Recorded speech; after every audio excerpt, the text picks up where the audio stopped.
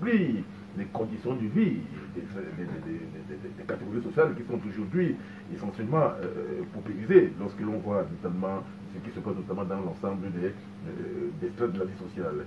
Qu'est-ce qu'il faut faire concrètement? Ce que propose par exemple le groupe du parti politique de l'UMRC. On sait que vous étiez la première formation politique du 6 décembre 2022 à attirer l'attention des Camerounais sur les conséquences de la loi de finances 2023 qui risque d'être adoptée à l'Assemblée nationale et finalement ça a été promulgué par le chef de l'État, Paul Biya.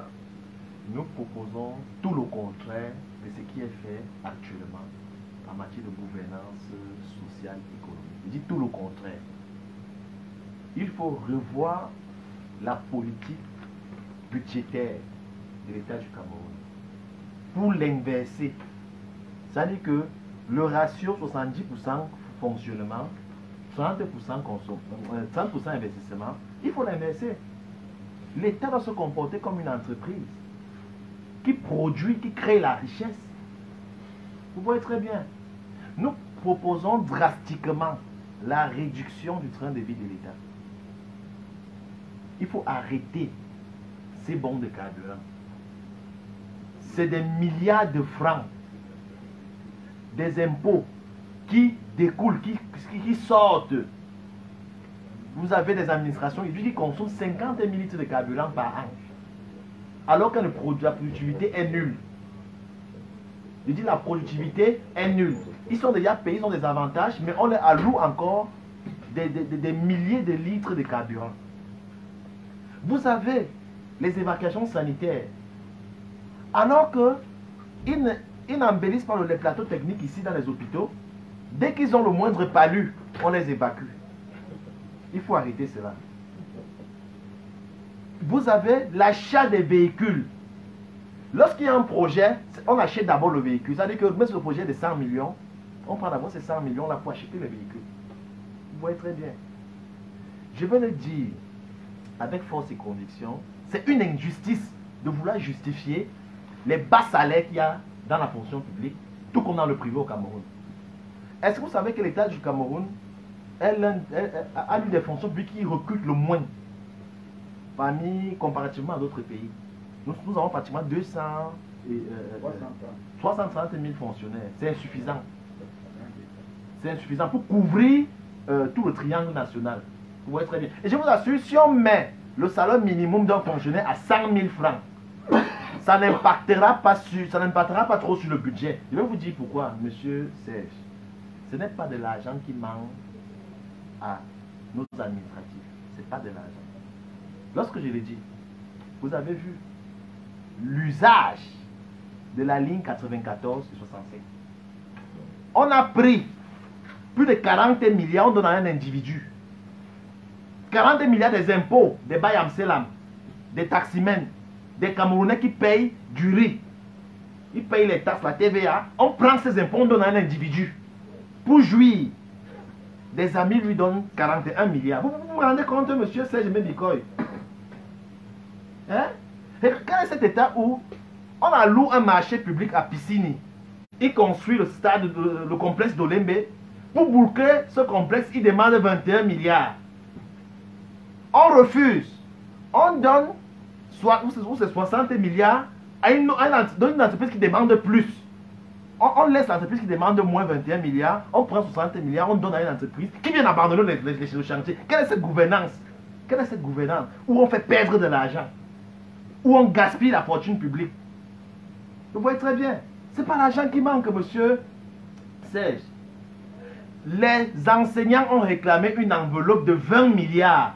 Je crois que c'est 10 ou c'est 20 milliards pour résoudre toutes leurs dettes. Ces professeurs qui sont intégrés n'ont pas leur pension d'intégration. Les gardiens de prison qui n'ont pas de pension d'intégration, tous ces fonctionnaires, toutes ces catégories, les policiers, les avancements sont bloqués. Des policiers bloqués. Les avancements de plusieurs fonctionnaires sont bloqués. Ce n'est pas de l'argent qui manque. La présence de la République dans la loi des finances aura annuellement 44 milliards, monsieur Bikoy, 44 milliards de budget. Qu'est-ce qu'on fait avec 44 milliards de budget à la présidence de la République? Vous avez le Sénat ou l'Assemblée nationale qui ont plus de 10 milliards. Qu'est-ce qu'ils font avec 10 milliards? Ils consomment quoi pour 10 milliards. Vous voyez très bien.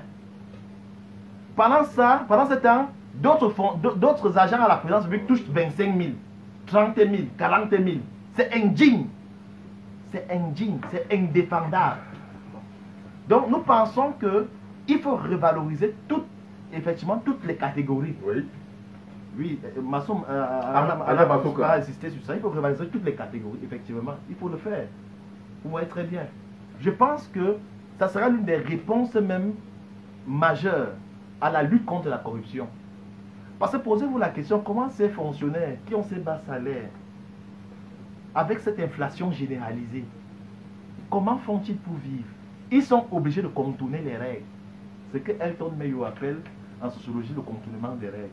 Donc ils développent des circuits parallèles pour avoir des lignes. L'acteur du système de Michel Cloutier. Justement, pour avoir des lignes d'argent, pour payer le loyer, pour payer le carburant, pour payer. Vous voyez très bien. Qui en pâtit? C'est toujours les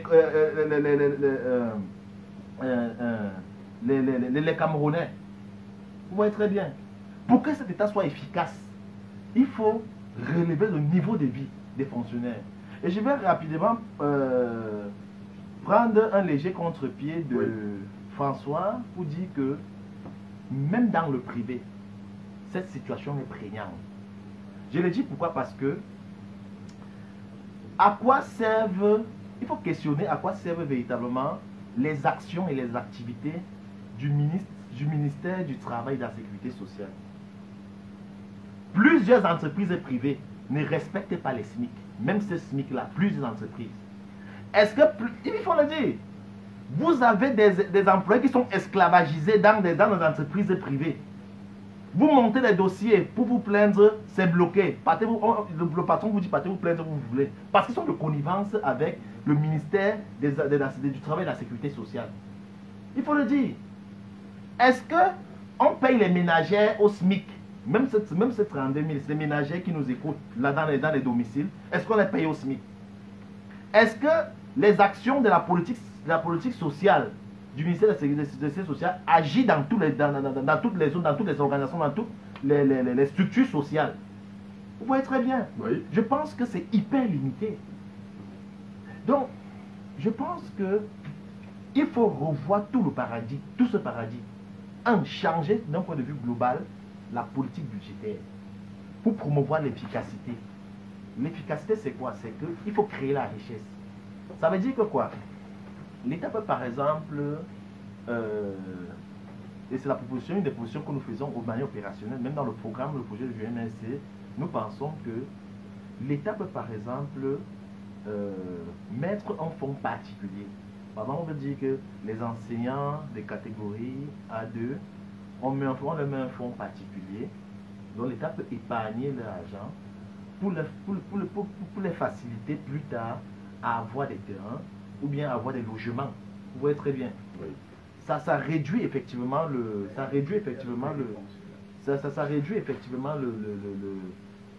les charges, ça rehausse le pouvoir d'achat. Nous pensons que il faut subventionner, c'est très important ça, il faut subventionner l'agriculture. Parce que lorsque vous ne produisez pas l'économie, comment comprendre que le riz qui provient de Yagua ou de Tonga ou de Ndok coûte 1000 francs le kilo?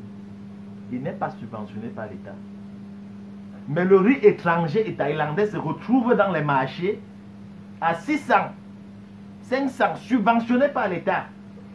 Qui a pris le secteur du riz, donné à ses amis, quelques amis qui contrôlent le riz.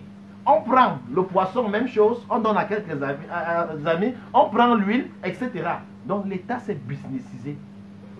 Okay. A enrichi ses amis. D'accord. Vous voyez très bien. Donc je pense que c'est toutes ces subventions-là pour qu'on puisse produire. C'est la production qui va réduire l'inflation. D'accord. Et alors augmenter effectivement le pouvoir d'achat. C'est noté. Alors, Benoît Essiga.